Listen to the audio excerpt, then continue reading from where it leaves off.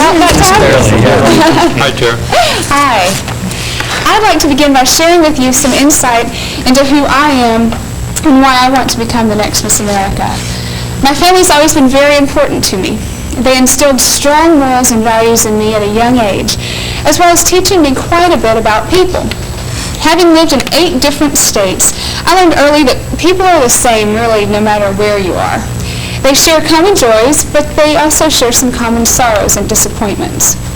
When I was a child, I was influenced by a relative. She never used recipes or sewing patterns, and when the mail came, she just couldn't seem to find her glasses. I thought she was extremely creative, and also a little absent-minded. But I later discovered that she was illiterate.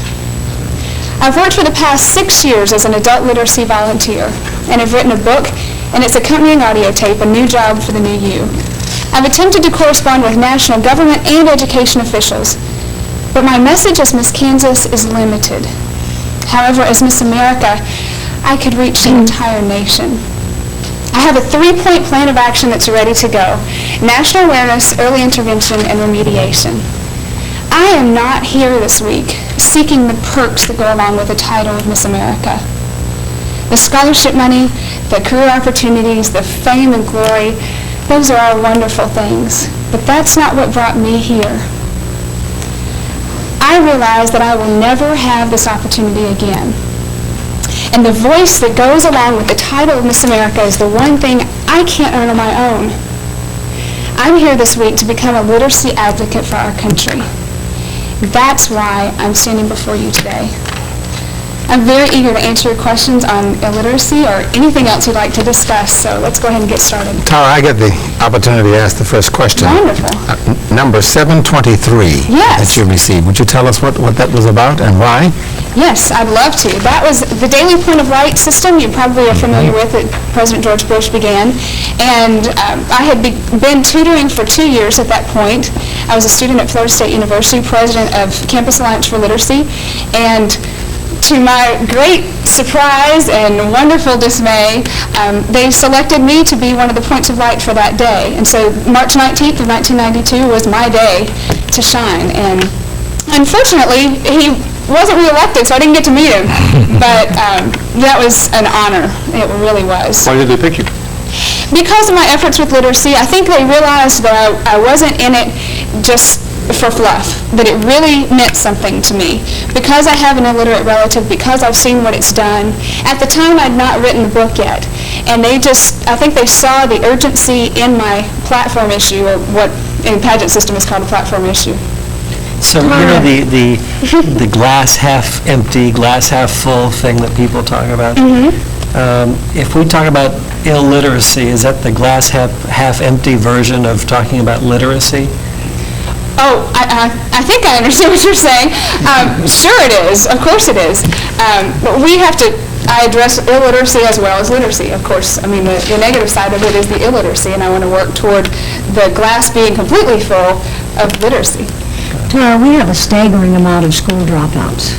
Yes, we do. Which certainly contributes to their ability to function, perhaps not as completely illiterate, but certainly with handicaps.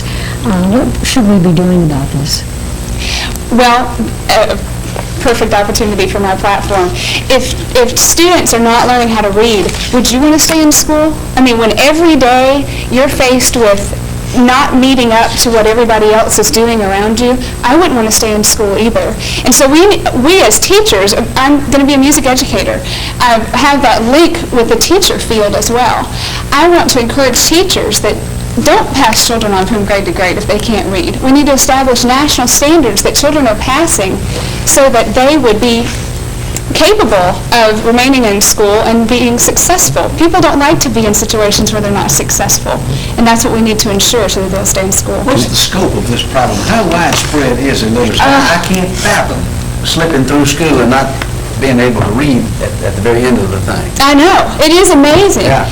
But, you know, I read a book called The Teacher Who Couldn't Read by John Corcoran. The man taught English for 12 years. Oh, you're making this up. I wouldn't fool you. I would not fool you. Really. I'm from Kansas. How can you teach English and not know how to read? He had what they called creative teaching techniques at the time. Sure did. Mhm. They should have given him a medal. I know. Well, and they have now because he's such a literacy advocate. But he had 30 hours toward a graduate degree, and the man couldn't read. Now, of course, he could get away with a few small words, but he was not able to read. And he now has finally, I think in his mid-40s, came out and decided he could no longer live this lie and learned how to read. What are the 8 states you've lived in? And tell us one thing about each one. Oh my. Okay. Mobile, Alabama is where I was born. It's the home of Morrison's Cafeteria, which is what my dad was working for. I moved to New Orleans, of course, the home of Mardi Gras, and also lived in Slidell, Louisiana. I moved to, Carbondale, Illinois, and something special about Illinois. I only lived there for 8 months. From the University of Southern Missouri. Carbondale. Of Southern Missouri? No, Southern Illinois, I think would be. That is a new one. Let's skip Carbondale. That is true, I remember that now. Owensboro, Kentucky, True Blue, and Jackson, Mississippi State, and Nashville, Tennessee, home of Tandy Rice and many others.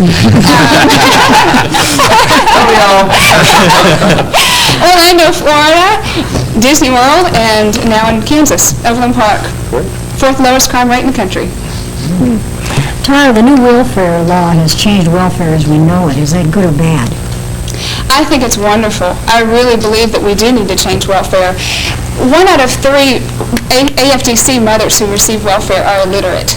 And I do agree very much with having them get a job, but I'd like to see us emphasize education. I'd like to see us make education mandatory so that they can be able to get a job. I mean, if you can't read the recipe on how to fry French fries at McDonald's. I mean, let's just go back to basics.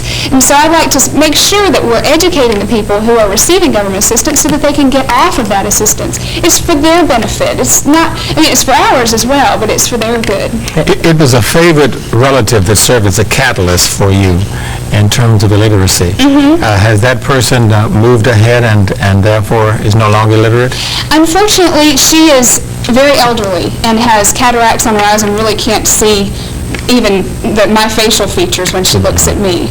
But I have been able to help many, many other people. I've worked with a man for 2.5 years who has cerebral palsy, and because he had a physical malfunction, they didn't educate him because they thought that he had a mental dysfunction. He's now 49 years old, and he came in that generation where we weren't educating all people equally. And so I've seen remarkable improvements with him and many other people. So you want to teach public school music. Pretend for a second this isn't the Miss America panel, but this is the National Endowment for the Arts. And you are the sole spokesperson trying to convince us to convince others to keep music in the schools. Well, now, you're addressing 2 different issues there. I personally, you're not going to believe this, but as a music educator, I don't believe that we need to keep the National Endowments for the Arts alive. I believe very strongly in music. However, I believe that we need to teach our children music in public schools, guarantee them a music education in every level of school, and then we don't need to fund the arts. We'll make them responsible consumers in our country, where it's a supply and demand sort of thing, instead of funding especially specific projects, but really putting money towards that, because we've got to slim our budget somewhere, and I'm willing to sacrifice in my part. Now, as far as the other part of your question, kids who participate in music classes have higher SAT scores. They are more disciplined students. They are more likely to stay in school because they have a group that they belong to. They have a place to call home. In my high school, the chorus room was where I went and hung out. Other people were back in the back smoking or something, but I was in the choir room. And that really increases kids' self-esteem. They're finally good at something, and it also helps them to stay in school as well. What music do you listen to besides classical music? You're doing classical music too. I listen to quite a bit of contemporary Christian music and jazz, as I know some of you are very skilled in. Since I moved to Pratt, I've gotten a little more into country. Did my own little country rendition. I really, honestly love all types of music. You love rap music and gangster rap, or is it music?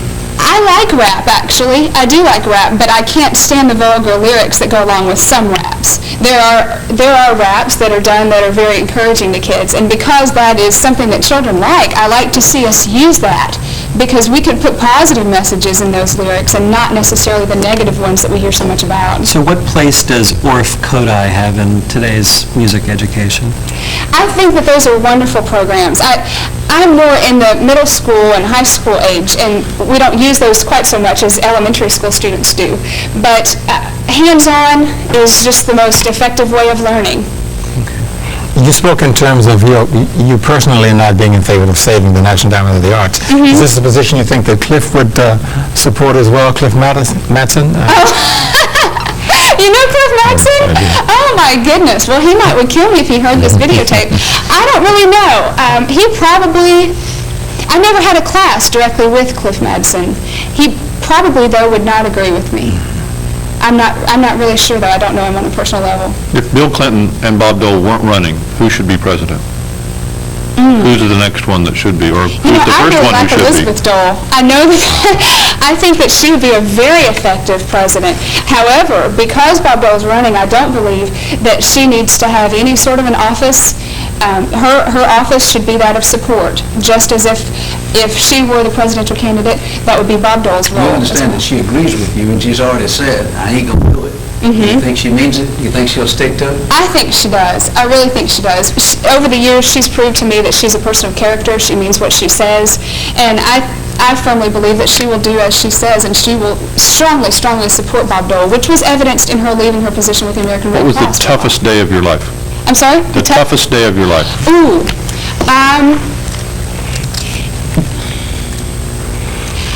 I really don't, I don't sit around and think about bad things. I honestly don't. What was the best day of your life? Probably the day that I was named first runner-up for the second time in a state pageant. How come? Because I changed completely. My insides took a 180. And I realized that, I can't be in this system anymore if I'm here for scholarship money or cars or any of those wonderful things. I'm sorry, I get a little emotional about this. You have to have a purpose for being here. And I realized that night that my purpose was far beyond all this material stuff that goes along with this title. That I have a purpose and I have a mission to accomplish. Thank Thank you very much, Tara. Thank you very much. Have a wonderful afternoon. Good luck. Thank you.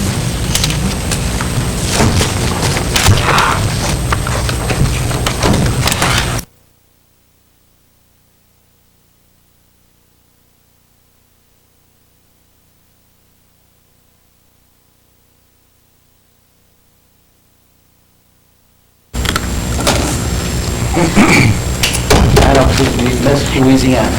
Good morning. It's good to be here. I woke up this morning and I realized that I had a tremendous opportunity before me today that most people never get in an entire lifetime. And that's the opportunity to apply for a job that will allow me to touch the hearts of hundreds of thousands of people.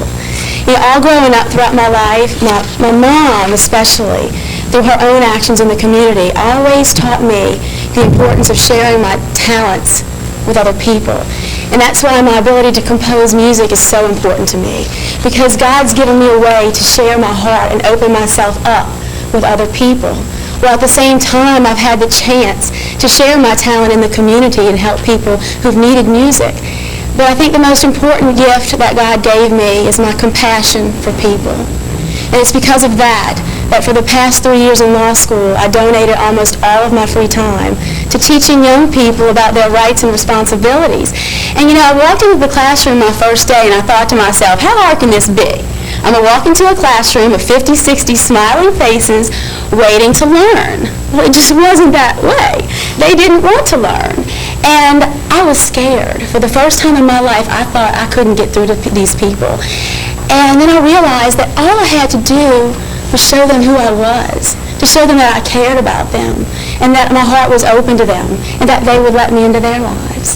And that's what happened. I had this one young man, he sat way in the back of the classroom, wanted nothing to do with me, and was extremely rebellious. And I made him special prosecutor in a murder trial. And I will never forget that day as long as I live. because it was a light went on in Devron's head that day, y'all. It was unbelievable. By the end of that classroom, Devron was saying, "Johnny Cochran and F. Lee Bailey, move over, because I'm coming through."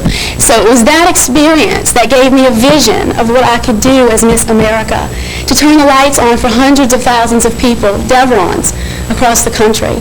And it's a thank you. Good morning, Erica. I get the privilege of being the first one to get to know you a little bit. With your law degree, you have a little edge on this question. Our Constitution is what founded our country, really. How do you think it has served us, and what changes would you recommend? I think it served us well because of the First Amendment, for the most part. We are able to speak our minds freely and not be chastised for it, and not be put away for it. And I don't really feel that there are any amendments that we need to make to the Constitution. I think that it's sound and solid right now. What we have to do is teach our legislators in Congress how to interpret it and make good legislation. I think that's all we need, because our Constitution is a framework that has helped us all throughout our country. Erica, do you go by Erica? Yes. You come from a state that has a reputation of being somewhat corrupt, and maybe that's the blame of a former governor, somebody going into law. How do you feel about that reputation that your state has? Well, I realize that we do have a reputation like that, but I think it's changing, because we just elected a new governor, Governor Foster, and he is amazing. He has done so much to bring the good into Louisiana, and has developed the people in Louisiana. He brought in people that weren't even his political allies to serve in the executive positions, because they were good people and because they could do the job. So I think it's changing. It's unfortunate that we ever had that reputation in the first place, but he's doing a good job to make sure that nobody thinks of us like that anymore. And what about the reputation of Louisiana having that laissez-les-bon ton attitude? Well, that's true. I mean, for the most part, there are a lot of people in Louisiana that have an attitude of just friendliness and an air about them. But I think it's a great thing, because when you go to Louisiana, you see that the people are open, they're friendly, they're happy with who they are, and they're happy with the different cultures there. So I think it's a great thing to have. Erica, I'm a gang member. Okay? Convince me to get out of the gang. I won't include them. Convince me. You have so much going for you. God made you for a reason. He made you to serve and help other people. And everything inside you... I'm a gang member. Yes. I'm going to... I know, but even so, you know, you've got all of these things you can do. You can be I'm saying you can be a criminal, you can go to jail, you can do all those bad things, and your life can turn into just an utmost wreck. But you can take the right path and make the right choices, and you know what happens when that happens? Okay, You what's the become right successful. path? What's the right path? The right path is a choice, a path that God leads you through. You don't know what it is. Who's God? If you feel Who's God? God? Well, He's the person that can lead you to the right direction. You know, I don't have all the answers. I don't think any of us do. But I do know that you feel such an inner peace when you do the right things, and I can help you do that, and I will stand right by you to leave that gang, and I will stand by you until you don't need me any longer to stand on your own. Erica, let me ask you something. I had the privilege of riding on a float at Mardi Gras one year. By the time it was over with, I thought, if I don't get out of here, this is the craziest, frightening, scary. What are the redeeming dimensions of Mardi Gras? Why in the devil do you folks love that so much? I never saw so much craziness in my whole life. Well, you're right. It is pretty crazy, but there's a lot of good things about it. It shows festivity. It brings people together. And although there are crimes, that occurred during that time, it is a festival. It is a festival of Louisiana. It is a total festival. debauchery. It's absolute, total, naked debauchery. To an extent. And to a big extent. Some people... You get up there and ride that float like I did, I can tell you some of the things I saw. I know, and that's unfortunate that it's turned into that. But there are a lot of good things about it. A lot of the crews have parties, a lot of different parties, and they serve the community. Total naked debauchery. Which one were you in? No, I was in one too, but we did a lot for the community during the year. We had service to the community in the form of, things that we did for the young people, and we served in different capacities. So there's a lot of great things you can do when the community comes together. Should cigarettes be regulated? Definitely. Products? Definitely, because you know what? Tobacco and alcohol is really one of the biggest problems facing our country today, even more so than drugs, believe it or not. And I think that young people need to have there has to be some regulation in order to show them that we don't need to smoke. It's not important. Have you ever smoked a cigar? As a matter of fact, I have. I admit that. I really, but I did. I was in a group of people, and it was people from the law firm that I was just clerking at over the summer. And I said, I think I'm just going to try it, but I don't like it. It was terrible. Have you passed the bar exam? No, I didn't take it in July because of the Miss Louisiana pageant. And I didn't, when I entered the whole Miss America system, I had an idea I might win, but you never really know if you're going to win, so I had applied for it. So when do you take it? February. Is your system of law built on a different basis than the law that's studied in surrounding states? Yeah, That's what I understand. It's a civil Do you law. have reciprocity? To a certain extent, we do. In fact, in law school, I took both tracks. I took the common law and the civil law, so I could go different places. But a lot of it's pretty much the same. It's the same principles, but it's just a little bit different terminology. What's wrong with the judicial system? I don't think too much is wrong with it. I think that we have a lot of judges right now that are doing a great job. And I've met a whole bunch of people in my community, a lot of the judges, and I think they've done a fantastic job. I think one of the things that they need to focus on, though, is just remembering that it's important to be fair, above all else, to be fair to everyone that comes in the courtroom, not just, what they think. What about the rights of criminals versus the rights of victims? What about? What about them? What do you think about the rights of criminals versus the rights of victims? Oh, I believe that the rights of victims is much more important than the rights of criminals, even though both are very important in our law. I believe victims should be accorded as many rights as we can give them because they've had something taken from them. Erica, sexual predators have an exceptionally high recidivism rate. In fact, there are many psychologists that say they can't be cured. How do we protect our children? We protect our children by teaching them early of the importance of listening to our parents. Because, a lot of kids will be approached by strangers and think, hey, this is a nice guy, I could go with him. We need to educate our young people early that is a possibility, that happens, and we don't want that to happen to you, so be mindful of what our parents are telling our children. It's very difficult for a child to be able to prevent some of the actions of sexual predators at a very young age, and they are often the victims. Is there anything in a legal way that we should be doing? Definitely. I think we should prosecute criminal offenders sexual offenders to the fullest extent of the law.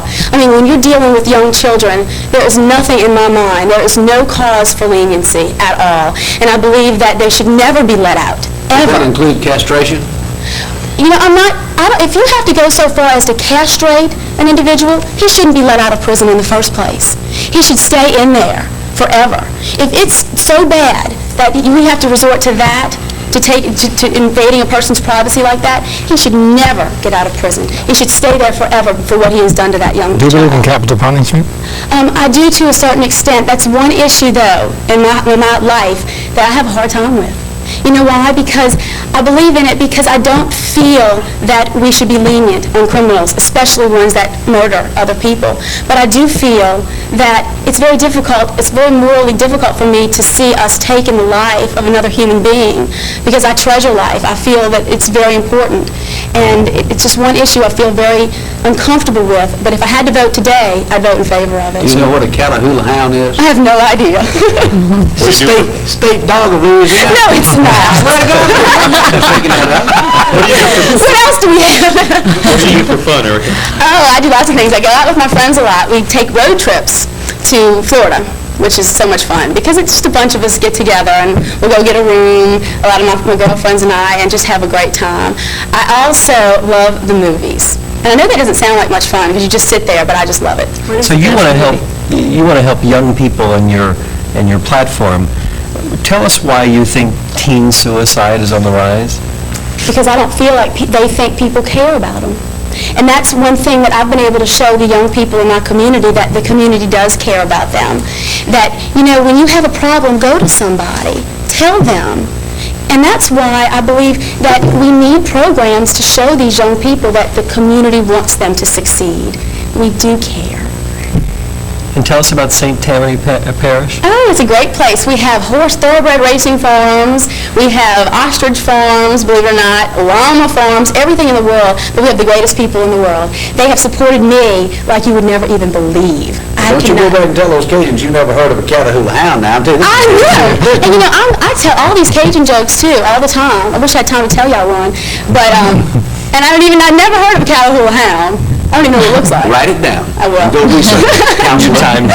Thanks, y'all. That was great. I appreciate it. Thanks, sir.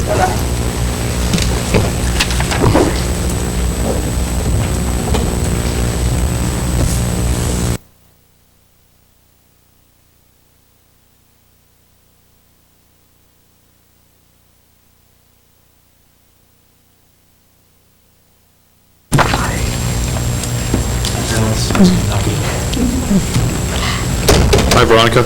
Hi. How are you? I'm fine. Good afternoon. Hello. As you said, I'm Miss Kentucky, and I'm Veronica Duca. And I'm from a really small town in Kentucky called Campbellsville. And obviously, everyone here must think, well, in Atlantic City, that we are a bunch of hicks. I have had people ask me all week long, do we wear shoes? And I'm just like, of course we wear shoes. I don't know what they expect. We walk around barefoot and ride on horseback all day. I don't know. But I'm just really surprised by some of the stereotypes and misconceptions that Kentuckians get. But I haven't lived in Kentucky all my life. I spent the first 8 years of my childhood in New York. And when my parents divorced, my mother and I moved back to Campbellsville, Kentucky, where she's originally from. And what a culture shock that was. It was like, Toto, we're not in Kansas anymore. It was just really, really different. And not only was my life diverse geographically, but also culturally, being that my mother's African-American and my father's white Albanian. I'm getting them confused there. People in my community weren't always very sensitive to me being biracial. But my family never let me get that down. They would not let me focus on my race, on my color. They wanted me to focus on Veronica as a person. And when I began to do that, people responded to me differently. People don't understand why I would speak so openly and so candidly about my multicultural heritage. But there's a method to my madness. Method standing for Multicultural Education Through Heritage of Diversity. This is my program, and global understanding of cultural diversity is my message. Whether I deliver that message as Miss Kentucky, Miss America, or a professional entertainer. The epitome of my success will be when I can step out on a stage and an audience can look at me and not see race or color, but really see Veronica Duca. And on a smaller scale, I look forward to a day when a Miss Kentucky can sit on the David Letterman show and say, yes, Dave, Miss Kentucky can be Miss America. Yes, I get the privilege of asking the first question. Okay. Veronica, what advice would you give to children about cultural diversity problems they may have through peer pressure? Like I said, my family always told me to focus on Veronica.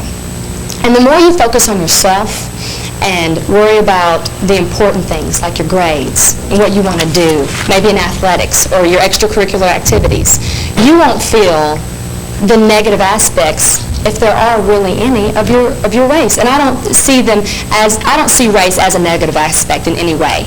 You only see it that way if you allow yourself to. So just having a positive image of yourself and being very interested in who you are and not focusing on that.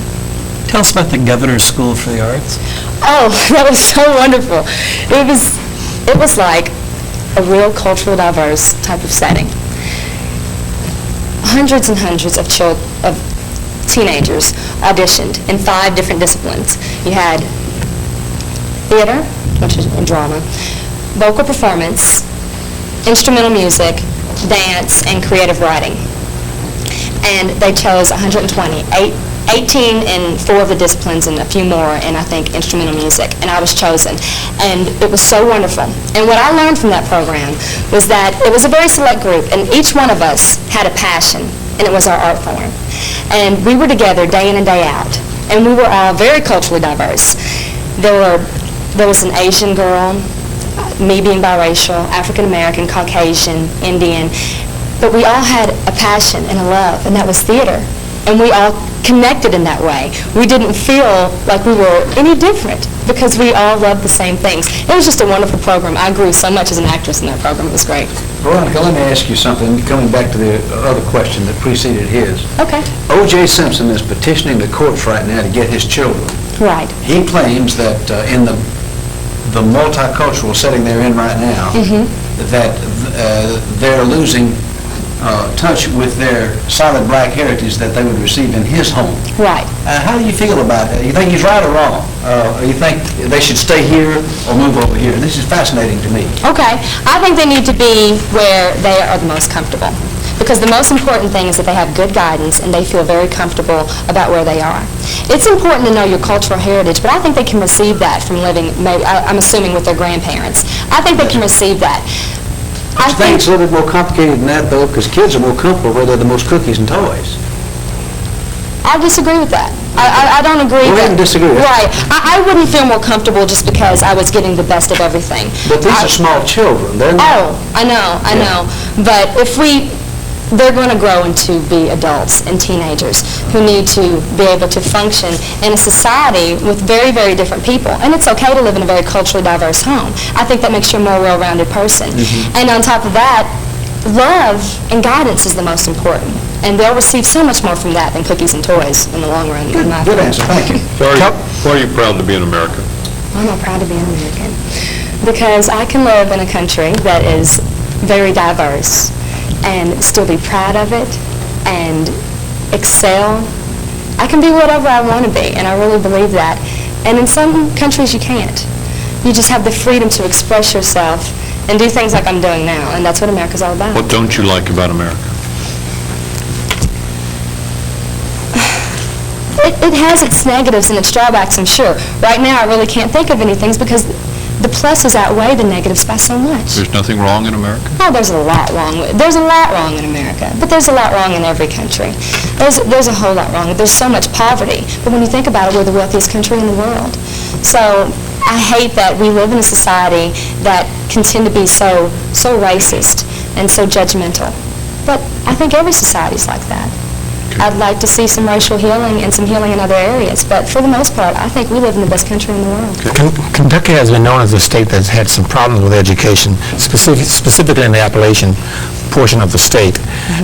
What will you do as Miss Kentucky and hopefully and maybe as Miss America to help to lead your state in some better directions in education? Well, I feel like a lot of the reason education is so behind in certain areas of Kentucky is because of funding. We're not receiving the proper funding that we're needing. We're not ahead in the computer world and as far as technology because of, like I said, funding.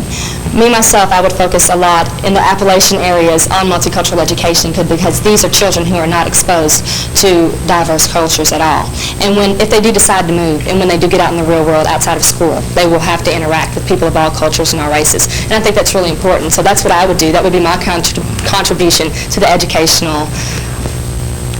in the Appalachian part of the state, or all over the state of Kentucky, really. Veronica, let's say that you have become Miss America, and you have 30 seconds to address the other contestants backstage. What would you say to them? After I've won? After you've won. I would say that, I would be so excited to win. I'm so happy to be the one that was chosen. But trust me, I don't deserve it any more than any of you. And I wouldn't be here, and I wouldn't have had the fun and the enjoyment and the experience wouldn't have been the same without the 49 of you. And I thank you, because I wouldn't be able to have the memories I have if it weren't for all of you. Tell us about your state championship in track. Okay. I've run track since I was like in the 7th grade. And I was blessed. I'm so lucky. I was really, really fast. And I loved running, and my grandfather was so disappointed because I didn't want to go on to the Olympics. I chose to pursue theater. But when I was a junior in high school and a senior, I ran, and I won the 100 and the 200 on the state level. And it was just like the Olympics. I told Granddaddy, maybe I'll never get to go, but I mean, this is the closest thing. I cried. I was so overwhelmed. It was a lot of fun. And really, I'm not very, very athletic. I couldn't play any sports. As far as basketball, I was not a good cheerleader. And I wanted to find myself in middle school. I think children want to be involved in sports so they can be a part of a team. And I happened to be fast. And he said, why don't you try the track team? And the rest is history. So speaking of What were your of times? high school, Okay, Go my ahead. times, I run an 11.9. I'm real proud of this, I'll tell you. 11.9 in the 100. Okay. And I set a record, and some kid came and broke it last year, so, after I graduated. But I was real proud of setting that record in my school. so high school athletes now are getting out of high school and signing professional contracts. You think that's right? You know, it might sound like I'm sitting the fence on this. I really feel like they've been blessed with extraordinary talent, and you want to use that talent as long as you possibly can without being injured and get the most out of it. Especially a lot of these athletes don't come from homes that are economically just advanced. Maybe that's not the word I'm looking for, but you know, a social, economical family that is very comfortable, you know? So they want to go out and make that money. But they're being thrust into a society, into an atmosphere that is so fast-paced. And I don't think they've had a chance to mature and grow. I would hate, in my opinion, I think I would rather see them go through college and get that education and get more experience before they go on to that level. Veronica, you may not have an opinion on this, Okay. but on the chance that you may, let me ask you this. Okay. The incredible debate that goes on among sports fanatics about Adolph Rupp and his all-white championship basketball teams and Rick Pitino and his all-black championship basketball teams. Who's the best coach? Oh, I think they're both good coaches in their own right. I don't think that it really has anything to do with race. He just happened to have a team that was predominantly white, and now Pitino has a team that's predominantly black. I think it has everything to do with talent. I think if Pitino had 5 starters that were as strong as the black starters he has right now, and they were white, they'd be starting. And I think Rick Pitino's a wonderful coach. I'm a true blue UK fan all the way. I really think it doesn't have a lot to do with race. What do you think about affirmative action? Well, as Colin Powell said, he said this, he said that he thinks affirmative action was needed, is needed, and for an indefinite time will be needed. And I feel the same way. When we can go in and people in positions to hire other people can look beyond sex and look beyond gender and look beyond, well, gender and sex, race, religion, then affirmative action can be done away with, but we're not there yet. I think we've made some vast improvements, but we're not there yet. I think it's needed. So what do we need to know about you in the last few seconds that you've not told us so far? Well, that it's over. This is the last interview I think I will ever give in a pageant, and I'm really excited about it. I feel like doing the Macarena or something. I feel like having a good time. It was fun, it felt good, and I've enjoyed it. Was it hard to wait to be last? A little bit, but, you know, it was a little hard waiting, listening to everyone before you. There you go. Well, Thank you very much, I hope so. Veronica. Good luck. Thank you.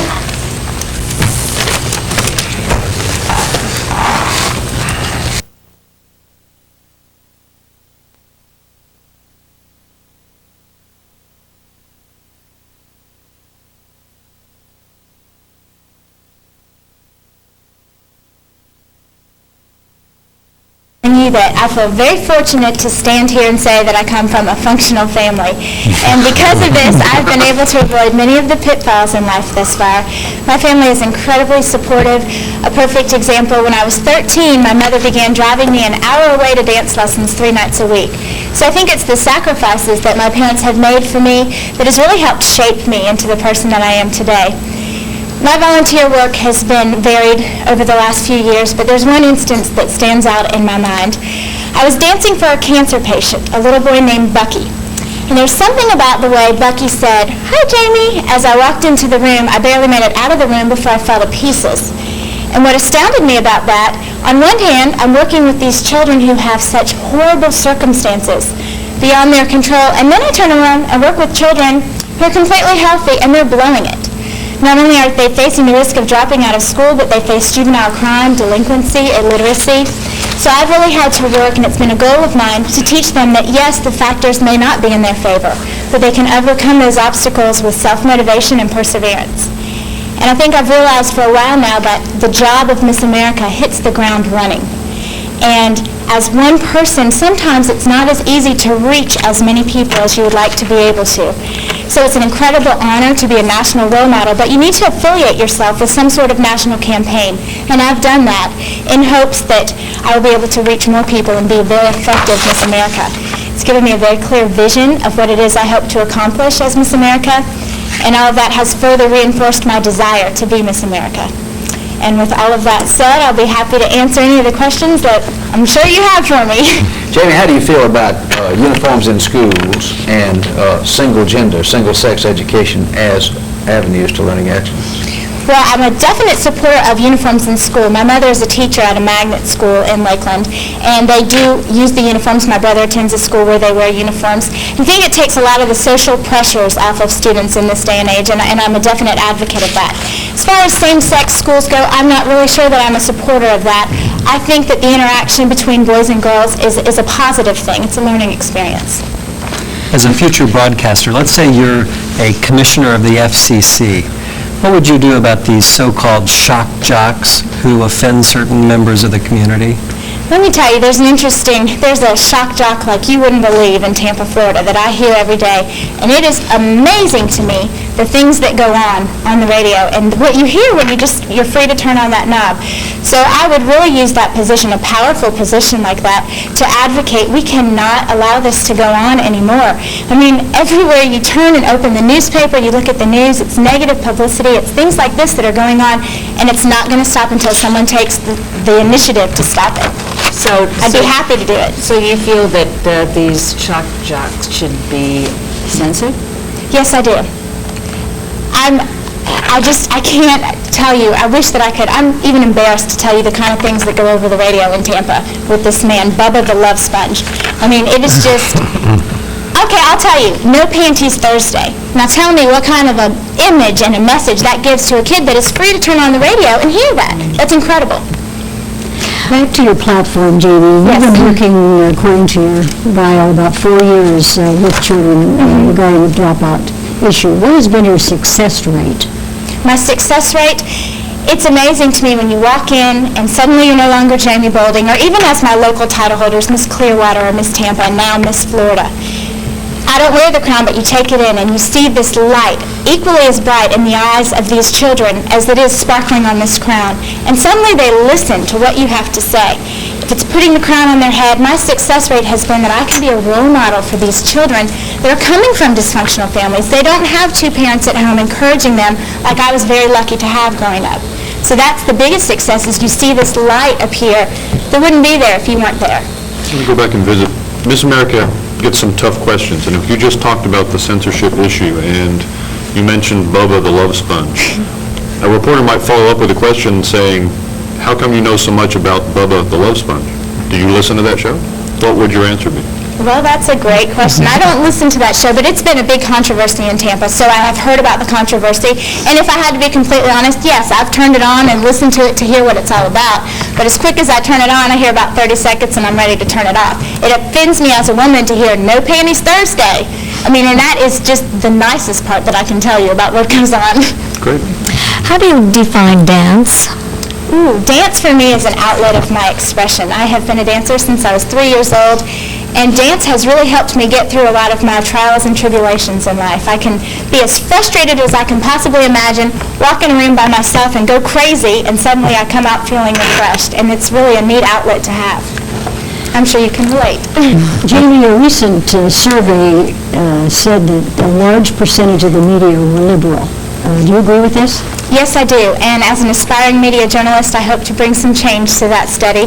We hear that all the time, and unfortunately, the nature of the beast, ratings drive the process, and that gives people the tendency to turn to tabloid journalism and the liberal side. And I think that you can bring some credibility. There will never be complete objectivity in the news because you've made a conscious decision in the first place to cover the story. But you can bring a fair, accurate, and balanced story, and that's what I hope to do. Let's say you can invite 4 people that you don't know to a dinner party, anybody, and you can host it anywhere. Who would you invite and where would you host it? If I don't know them, you mean celebrity type people? Anybody. Well, let's see. Can I invite you? Can you give me a better score if I invite you? Because if that's the case, then it'll be these 4 right here. Let's see.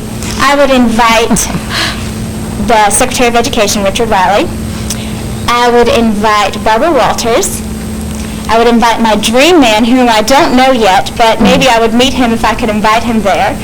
And I would like to invite Leonard Horn to get some interesting insight on the other side of the Miss America organization. Why did you enter your first pageant? That's an interesting story. My mother asked me to do my first pageant for the scholarship money. She had a friend at school whose daughter paid her entire way through college. And I have to be really honest with you and tell you that I was a complete brat about it. I fought my mother like you wouldn't believe. I would purposely mess up on my dance. I did not want to be a pageant girl. And I'm kind of embarrassed to say that now because now it's the most incredible thing that's ever happened to me. I did my first one and I was hooked, and since then she's asked me to quit, begged me to quit several times when I was losing and getting upset. But it's been the most incredible experience for me. What hooked you? You know what? When I entered, the age limit was still 17 to 26, and I was 17. And I met these women that just had so much confidence and air about them, and I met the kind of people that I wanted to pattern my life after, and that's really what hooked me. Of course, it didn't help that I placed in the first one. You know, it didn't hurt that. It gave me some confidence. You worked for the Walt Disney Company, and so do I. In Orlando in particular, the Baptist Church, and in the nation's news, you've heard about the Baptist Church and their relationship or their potential boycott of the Walt Disney Company. What should the Walt Disney Company do? Well, I think the Walt Disney Company has the right to decide their policies, and I'm not really sure that I disagree with their policies. They have the right to do that. The thing that they need to be concerned about is, as far as we have been in time, they have been the family image. And if they're willing to accept and give benefits to the homosexuals that they employ, but they also need to realize that the consequence of that may be that they will no longer maintain that family Disney clean-cut, next-door girl image. What should Miss America's viewpoint on giving health benefits to same-sex couples be? If you got that question in an interview. Well, I don't think that Miss America's image should be anything particular. Jamie Boulding's opinion on that is that Disney is free to do whatever they choose to do, what works for their company. What positive things would your friends say about you, and what positive things would your less than friends say about you? I think the positive things my friends would say about me, and the friends that are coming to this pageant are my college friends. They have only known me for 4 years now, and during those 4 years I've been competing in the Miss America program. So they would say that I've persevered. I have been in pageants where I've won, but I tell you what, I've lost more times than I've won. And they would tell me that they would tell you that that's something really positive about me. What would you like to be remembered? I'm sorry. I'm sorry, I didn't want to be rude, but do you want me to finish the other Yes, side? I did. Thank you. The not-so-positive comments might be that I'm a little hard on myself sometimes. It's been hard for me to deal with losing, but that's something that I've learned from being involved in this program. Go ahead. Well, thank you. I forgot what I was going to ask you. Okay. Go ahead with somebody else. Anybody else? We're all forgetting what... Am I that boring? No, not at all. What does Robert Dole need to do in order to improve his popularity? You know what, I wish I had the answer to that because I'd love to meet him face-to-face and tell him. It's incredible to me how the polls in this country are saying everywhere that the American people really don't value moral character. Well, for me, that's a big deal. And so I would like to find a way to give him some pizzazz. I don't know what he needs at this point, but I want to help him win because I believe we need to have the leader of our country be a very valued person and has high moral values that sets the standard from there on down to the country. How would you prioritize the agenda of the Congress if it isn't prioritized the way that you would like to see it right now? I'm sorry, I'm not How would you sure. prioritize the agenda of the Congress if it's not Okay. prioritized the way that you would like to see it? I thought you said gender. I apologize. Definitely for me, education. I see Miss America as having 6 constituents, one of which being legislators, and we really need to encourage educational reform. I'm really excited about what has happened so far with alternative education. We're seeing charter schools and privatized schools and magnet schools and school choice and vouchers. There's a slew of things that are happening. I would encourage them to proceed with those. I think we're seeing a decrease in the high school dropout rate as a direct result of those, and I would encourage them to do even more. So what haven't we asked that you thought we were going to ask you? Ooh, let's see, I always ask, why do you want the job of, I would assume, I guess, that you would ask me, why do I want the job of Miss America? There's 50 beautiful, intelligent, skinny, smart, gorgeous women here that I've met and had a lot of fun with. I think one thing that I would like for you to ask me is why I should be that person. And I'll tell you what, Miss America has changed so much in the last few years, and I'm sure you're all very well aware of that. But she's a real person. She's a national role model. She has to be an effective communicator. She has to be talented. She has to be poised. But she has to be a real person. And I think that's what I bring to this job, that I would pride myself on, and I would be an effective role model for that very reason. And your time's up. Thank you. Wow, that's quick. Very nice day. Thank you. Thank you. Nice meeting you all. Thank you.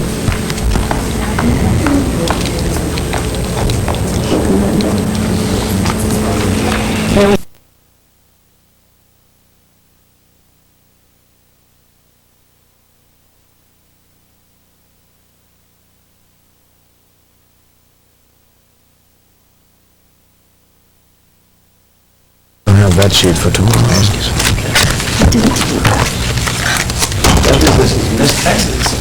Hi, Michelle. Good morning. I know you saw my suit about 2 people ago, but the Cowboys won yesterday, so I'm okay.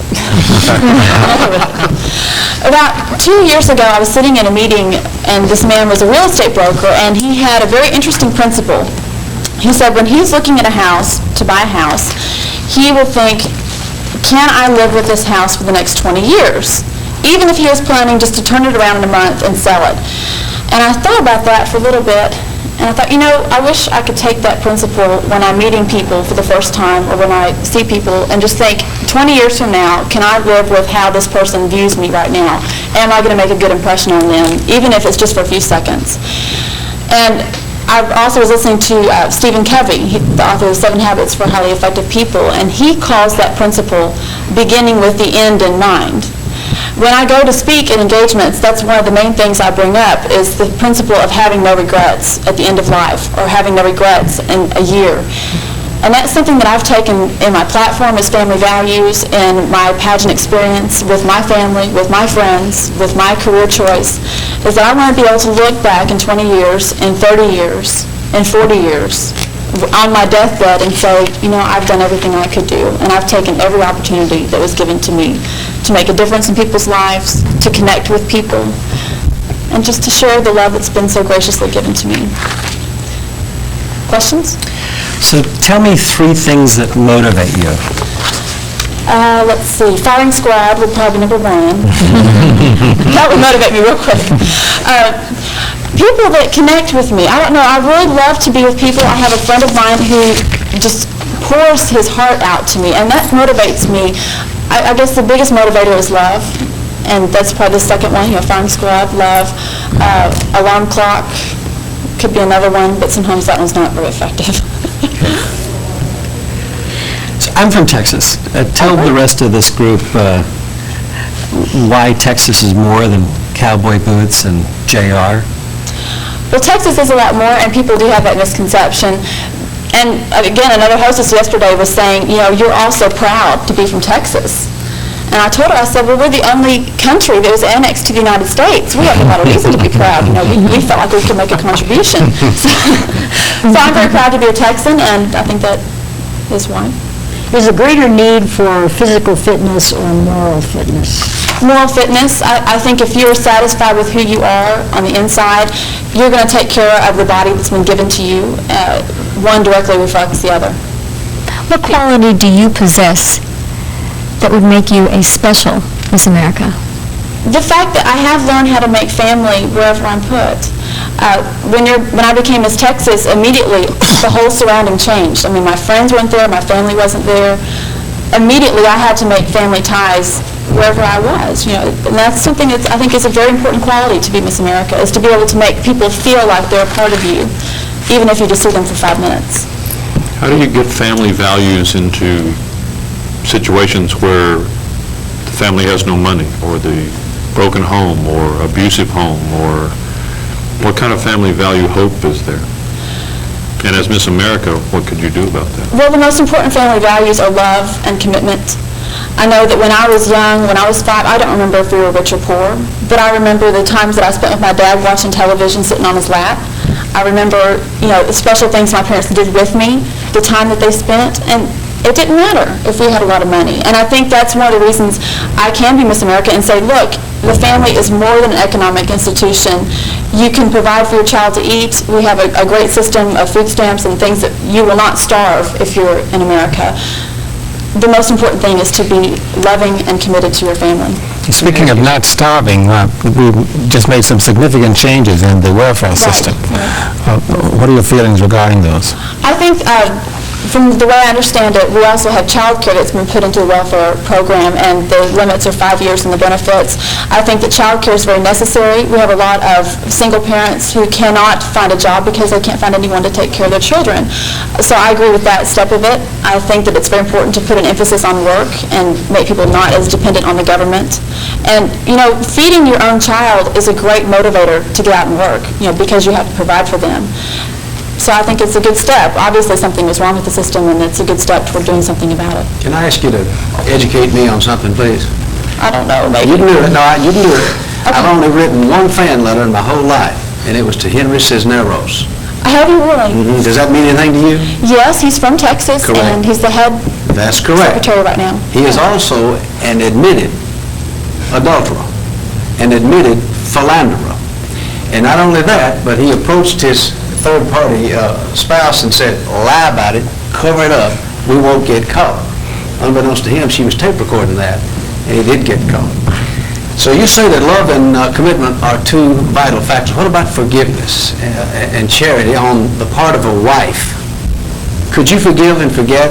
Could you forgive and move on if your spouse did what Henry Cisneros did to his wife? I think I could. It would take, obviously that's a tremendous amount of hurt and a betrayal that's there. I think a lot of trust would have to be regained, and I think if both parties are willing to work through that, it's possible.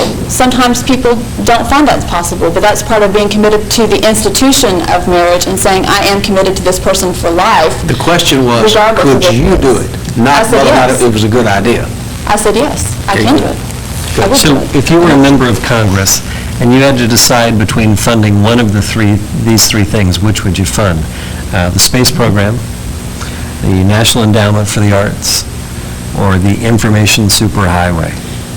I would say the space program. For every dollar we've put in the space program, $7 have come back to us in the form of the economy and generating other wealth.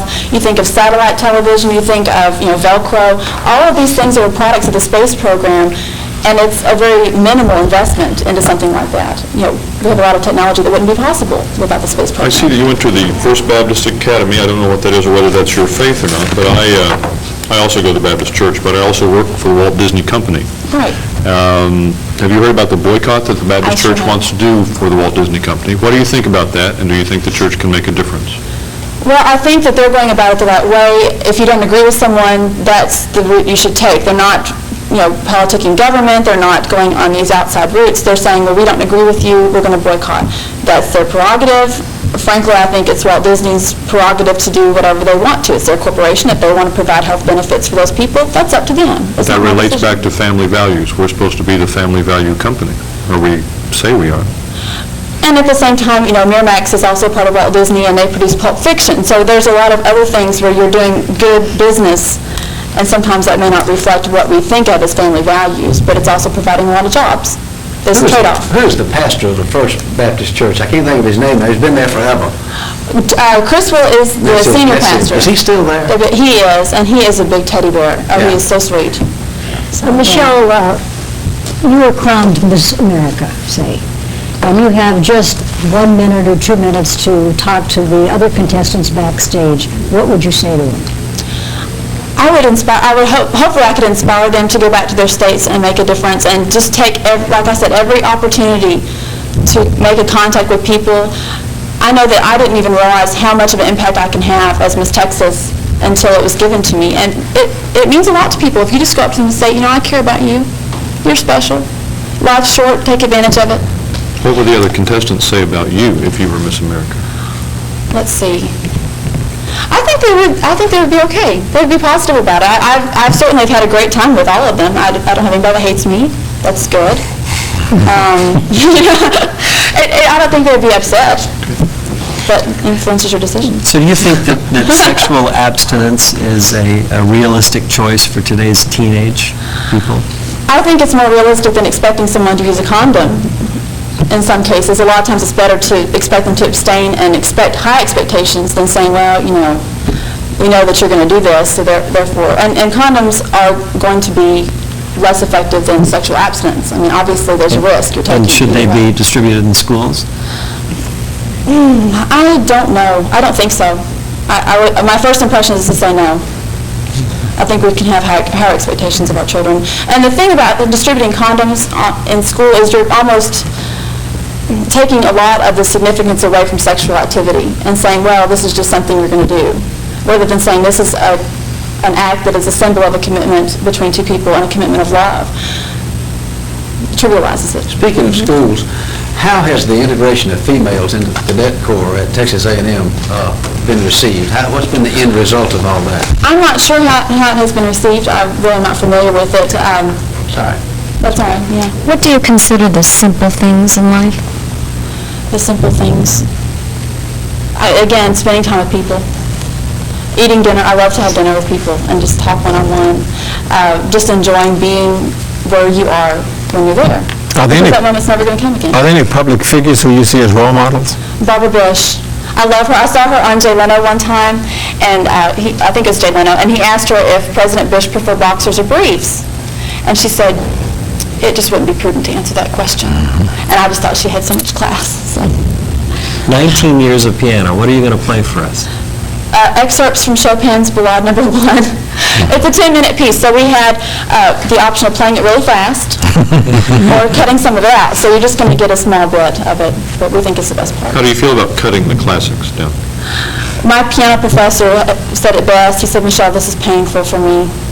But at the same time, I view it as I can share this much of this piece with you, and I think it's a great piece. So, What should we be looking for as you're performing? I think the most important thing you can look for in a piano piece is someone who can communicate passion and also love. And I think that there are obviously two ends of my piece, that one's passionate and fiery and the other one's passionate and fiery, and I'm going to wrap this up in a second. And the middle is very beautiful, and I hope that you hear my heart in that little beautiful section. Is there any one thing that we should know about you before you leave that we haven't asked? Let's see, I like to listen to Dennis Miller. I was listening to him right before I came in. I like to have fun. I love to be with people. I would love to be Miss America. What's your favorite color and why, and how does it make you feel? Oh, geez. I like green a lot. It makes me feel very serene. I don't have a lot of green, but I like it. I like purple. It seems a little regal, but green's When you're wearing red, how does that make you feel? Well, this is a different red. It's not real bright. It's a little more blue, and it's kind of just relaxed. Almost a neutral red, even though it's red. Are you familiar with Dr. Laura Schlesinger? Yes, sir, I sure am. Do you like her? In some respects, yes. In some respects, no. She's a very opinionated woman. So are you. I'll admit it. Thank you. Thanks, Michelle. Thank you, Good luck. Michelle.